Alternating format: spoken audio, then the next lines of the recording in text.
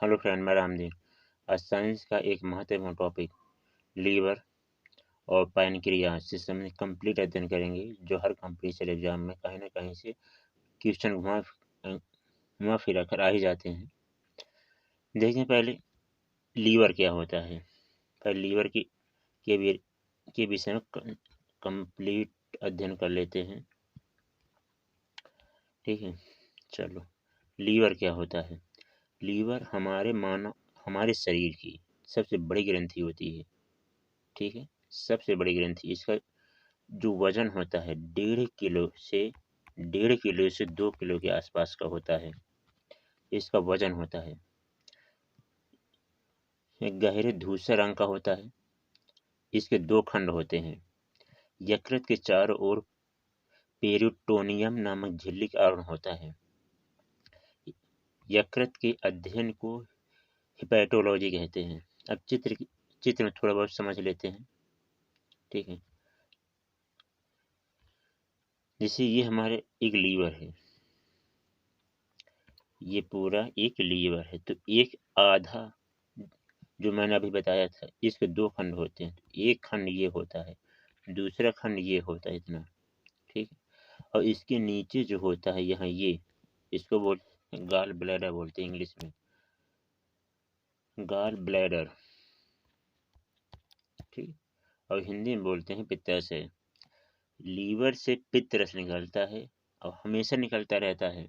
करीब करीब एक दिन में एक लीवर से 800 ग्राम के आसपास पित्त रस निकलता है, जो पित्ताशय में एकत्र होता रहता है। ठीक है, जो पित्ताशय में एकत्र होता रहता है। इसके पित्त रस का काम क्या होता है, भोजन पचाने में सहायक होता है। इसके आगे देखते हैं थोड़ा।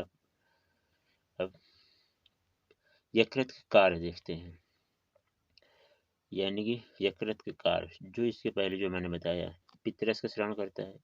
तो पहले इसी के बारे में देख लेते हैं, पित्तरस क्या होता है, क्या काम करता है। पित्तरस को इंग्लिश में बाइल जूस कहते हैं। यह हरे पीले कलर का क्षारीय, लगभग इसका जो पीएच मान होता है 8 होता है, तरल है, जो भोजन को अम्लीय माध्यम को क्षारीय बना देता है, जिससे अग्नाशय रस भोजन से क्रिया कर सके। यदि ये पित्तरस भोजन में आकर न मिले, तो जो अग्नाशय रस निकलता है, आकर भोजन मिलता है, वो एक्टिव फॉर्म में नहीं होगा। ये पित्तरस किस किस चीज से बना होता है देखते हैं। पहला है जल, दूसरा पित्तवर्णक। ये पित्तवर्णक क्या है, ये इसके 2 अवयव होते हैं। एक होता है बिलिरुबिन, एक होता है बिलिबर्डिन। ये 12% के आसपास होता है। ये मृत आरबीसी के विघटन से बनते हैं। मृत आरबीसी के ये हीमोग्लोबिन के विघटन से बनते हैं।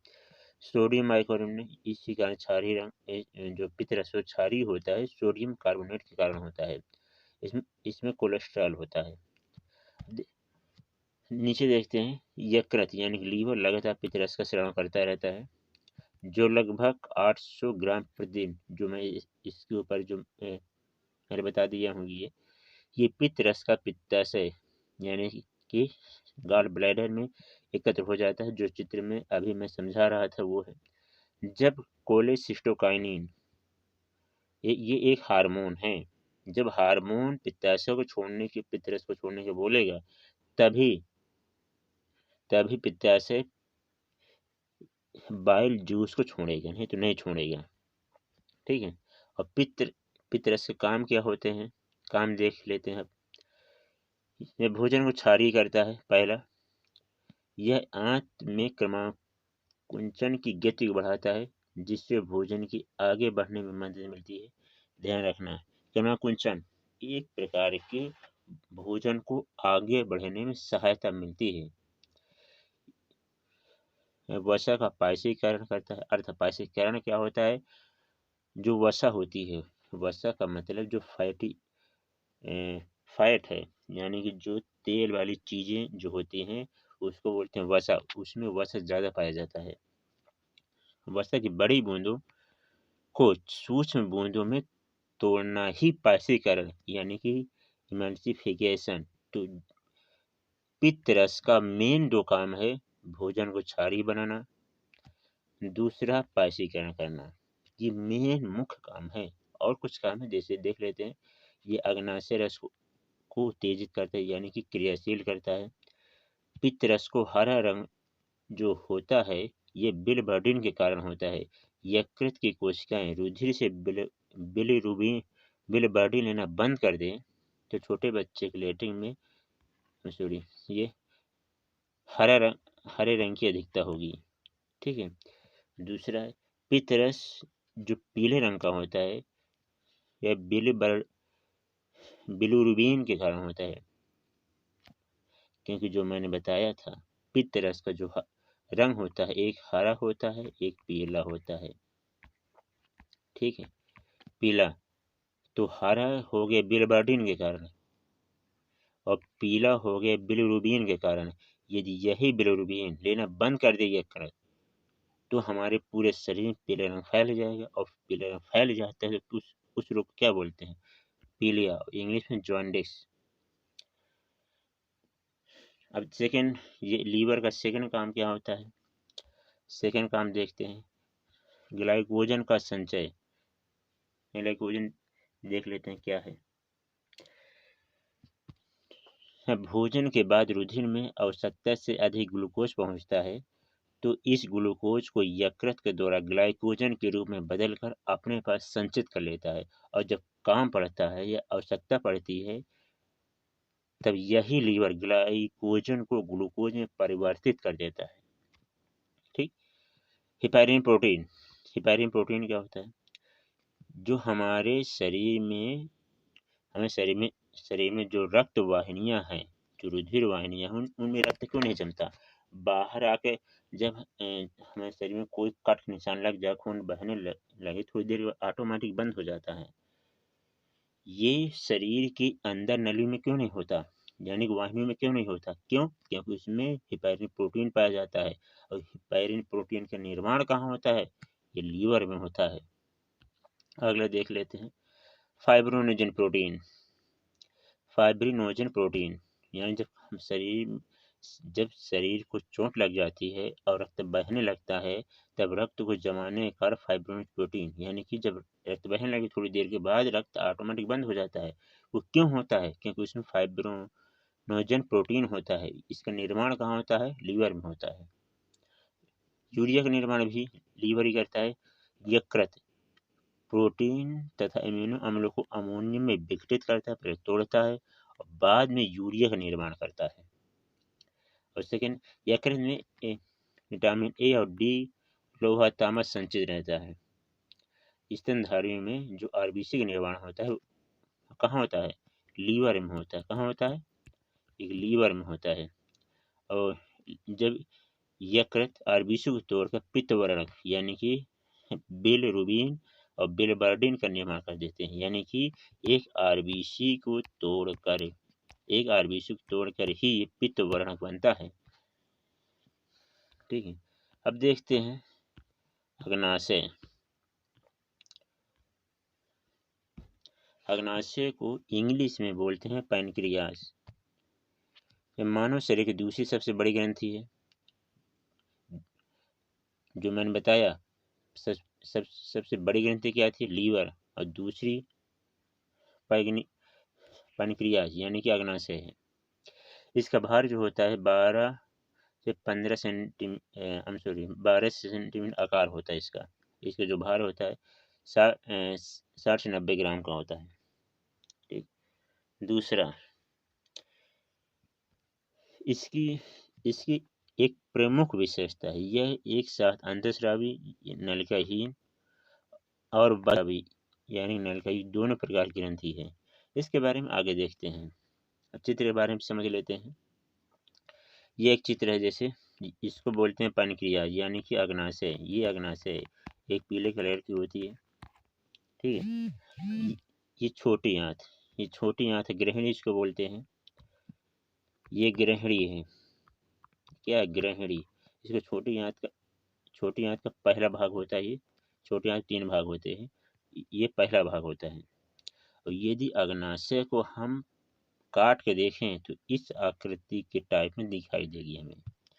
इस आकृति के टाइप में इसके बारे में थोड़े से जान लेते हैं, इसके बाद फिर चित्र के विषय में देख लेंगे। ठीक है, लेकिन ज़्यादा समझ में आएगा आपको। चलो देखते हैं। अग्नाशय की संरचना दो प्रकार की होती है, यानी कि अग्नाशय दो ऊतकों से मिलकर बने होते हैं। पहले है एक्सोक्राइन ऊतक। एक्सोक्राइन ऊतक में अग्नाशय का अधिकांश भाग जो होता है एक्सोक्राइन ऊतक से बना होता है।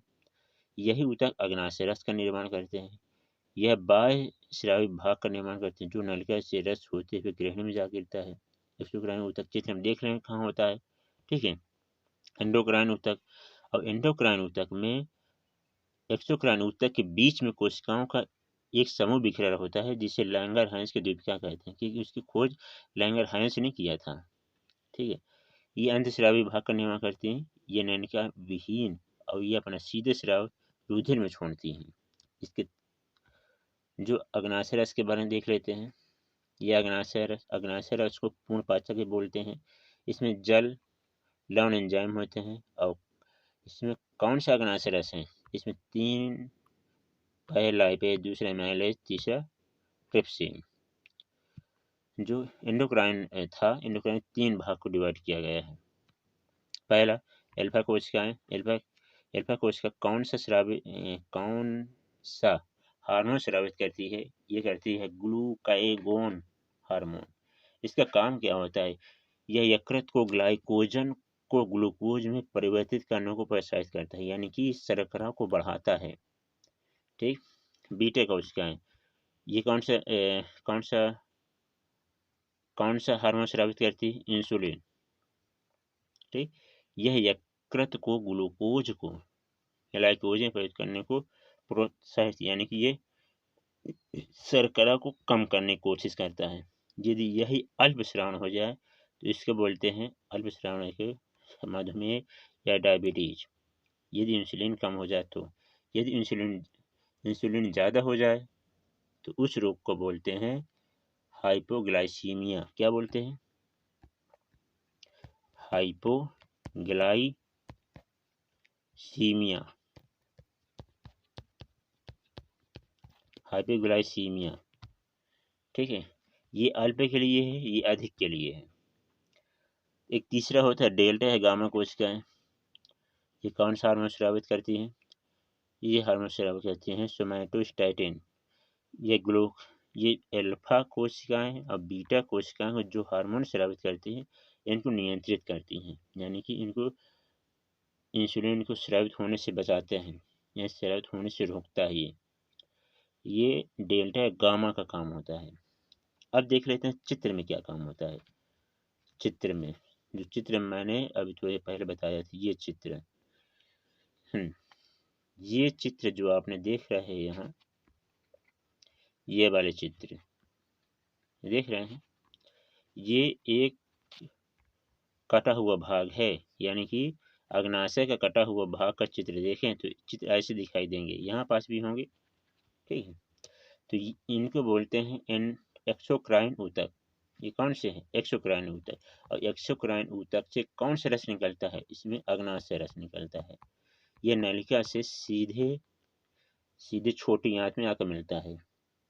ठीक, और ये इनके बीच में ये छोटे छोटे सेल बिखरे रहते हैं। छोटे छोटे सेल बिखरे रहते हैं। ये एंडोक्राइन ऊतक होते हैं। कौन? एंडोक्राइन ऊतक। इसको कितने भागों में डिवाइड किया गया है? अल्फा, बीटा, गामा या डेल्टा, तीन भागों में। ये नलिका विहीन, यानी कि ये रुधिर वाहिनी सीधे रुधिर में डायरेक्ट छोड़ती हैं। मतलब इसमें कोई नलिका नहीं होती। इसमें नलिका होती है। नलिका यानी अग्नाशय एक नलिका के द्वारा ही प्रवाहित होकर छोटी आंत में पहुंचता है। बल्कि एंडोक्राइन ऊतक में, यानी कि इस वाले भाग में ऐसा नहीं होता। Thank you. ये वीडियो कंप्लीट हो गया। यदि ये वीडियो आपको अच्छा लगा हो तो मेरे चैनल को सब्सक्राइब कर सकते हैं। Thank you.